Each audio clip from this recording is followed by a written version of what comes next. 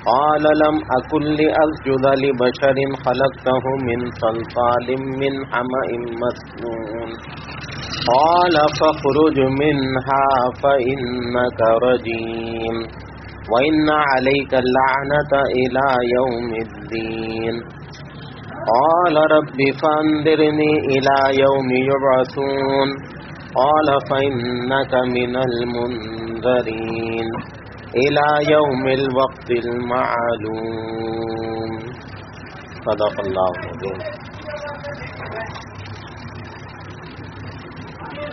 اور ہم نے انسان کو سیاہ گارے کی کھنکھناتی مٹی سے پیدا کیا، اور اس سے پہلے جنات کو ہم نے بے دھوئیں والی آگ کی لو سے پیدا کیا۔ اور جب آپ کے رب نے فرشتوں سے کہا بے شک میں مٹی کے گارے سے ایک انسان کو پیدا کرنے والا ہوں، پھر جب میں اسے بنا چکوں اور اس میں اپنی روح پھونک ڈالوں تو تم سب اس کے لیے سجدے میں گر پڑنا، بس سب کے سب فرشتوں نے سجدہ کیا سوائے ابلیس کے۔ اس نے سجدہ کرنے والوں میں شمولیت کرنے سے انکار کر دیا۔ اللہ تعالیٰ نے فرمایا اے ابلیس تجھے کیا ہوا کہ تو سجدہ کرنے والوں میں شامل نہ ہوا؟ وہ بولا میں ایسا نہیں کہ اس انسان کو سجدہ کروں جسے کھنکھناتی مٹی سے پیدا کیا۔ اللہ نے فرمایا پس تو جنت سے نکل جا، بے شک تو مردود ہے اور بے شک تجھ پر قیامت کے دن تک لعنت و پھٹکار ہے۔ اس نے کہا اے میرے رب مجھے قیامت کے دن تک کی ڈھیل دے دے جس دن مردے اٹھائے جائیں گے۔ اللہ نے فرمایا بے شک تجھے مہلت دے دی گئی اس دن تک جس کا وقت قیامت کا مقرر ہے۔ میرے بھائیوں، میرے محترم دوستوں، بزرگوں، اس کائنات کا آغاز حضرت آدم علیہ السلام کی پیدائش اور آپ کے دنیا میں آنے سے ہوا، جبکہ حدیث اور تفاسیر کی کتابیں ہمیں یہ بتاتی ہیں کہ حضرت آدم علیہ السلام کی آمد سے 2000 برس قبل اس زمین پر جنات رہا کرتے تھے اور جنات کی آبادی اس روئے زمین پر ہوا کرتی تھی۔ اللہ تعالیٰ نے اپنے کلام پاک میں حضرت آدم علیہ السلام کی تخلیق اور ابلیس کے مردود ہونے کا تذکرہ فرمایا۔ اللہ تعالیٰ کو جب تخلیق آدم منظور ہوئی تو اللہ تعالیٰ نے روئے زمین پر کے ہر خطے سے مٹی کو اکٹھا کیا اور پھر اس مٹی کا گارا بنایا اور پھر اسے کچھ مدت کے لیے سوکھنے کے لیے چھوڑ دیا، اور پھر جب اللہ کو منظور ہوا تو پھر اللہ نے اپنی حکم قدرت سے حضرت آدم علیہ السلام جو مٹی سے ان کو بنایا اللہ نے، ان کے جسم کو، پھر اس میں اپنی روح اللہ نے اس میں پھونک ڈالی،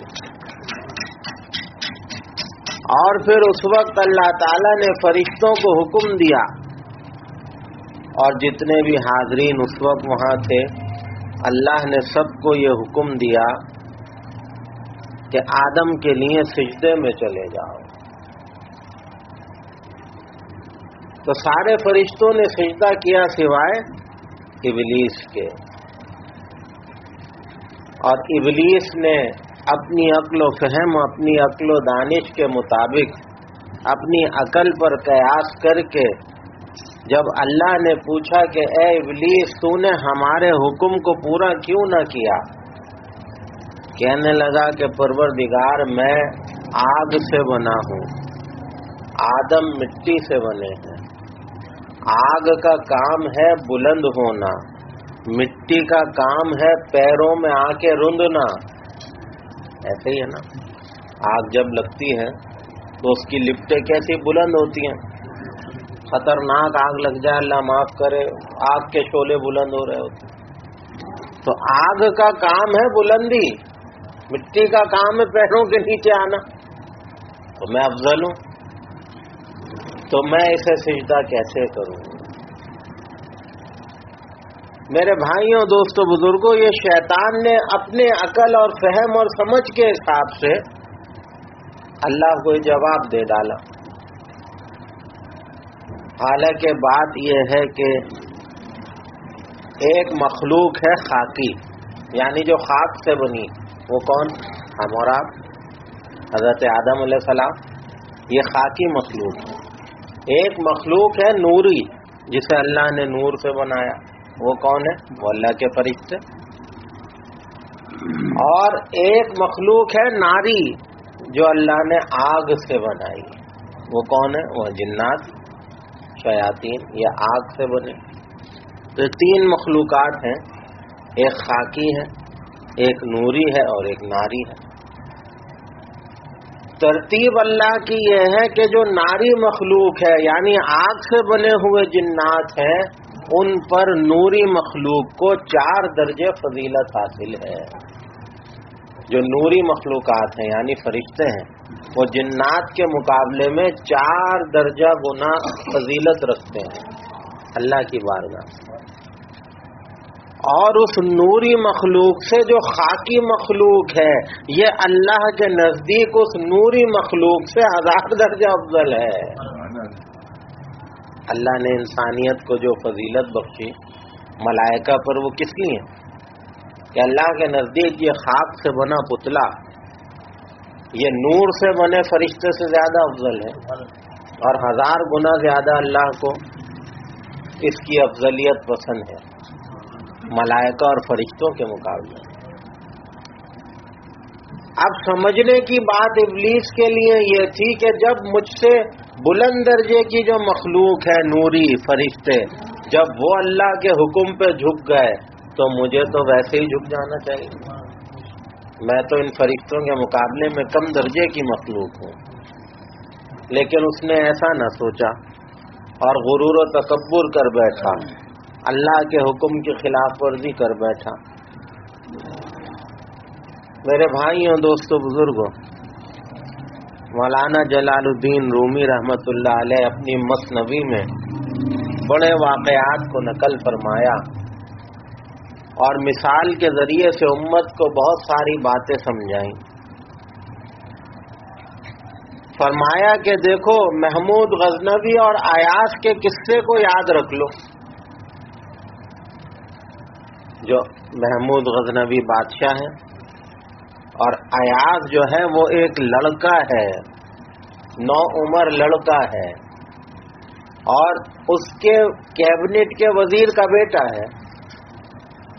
لیکن سمجھداری اللہ نے اس لڑکے کو بہت عطا کی، تو محمود اسے پسند کرتا تھا، اپنے قریب رکھتا تھا. سمجھدار بہت تھا، اس سے مشورے کرتا تھا. تو جو کیبنٹ کے دیگر وزراء اور اراکین تھے وہ جلتے تھے.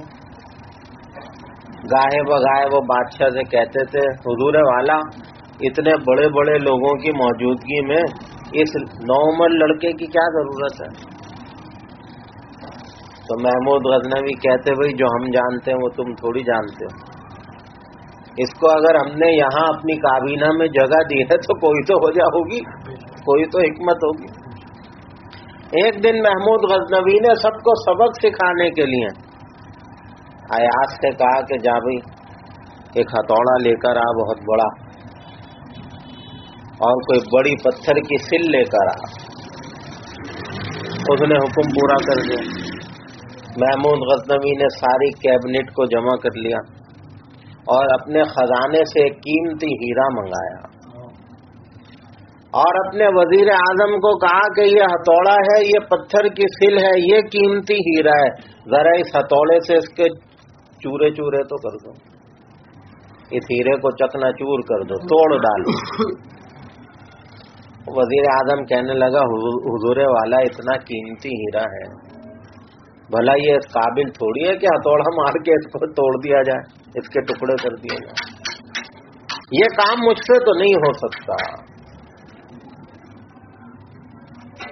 اس نے دوسرے وزیر کو پکڑا دیا، چلو بھئی یہ کام تم کرو۔ تو وہ بھی دیکھ رہا ہے اتنا قیمتی ہیرا، اسے ضائع کرنے کا کس کا دل چاہے؟ تو وہ جس کو پکڑا ہے وہ معذرت کر لے کہ صاحب معافی چاہتے ہیں، یہ کام ہم سے تو نہیں ہوگا۔ محمود غزنوی نے آخر میں ایاز کو پکڑا دیا، ارے بھئی اس کو توڑ دے، ہتھوڑا مار۔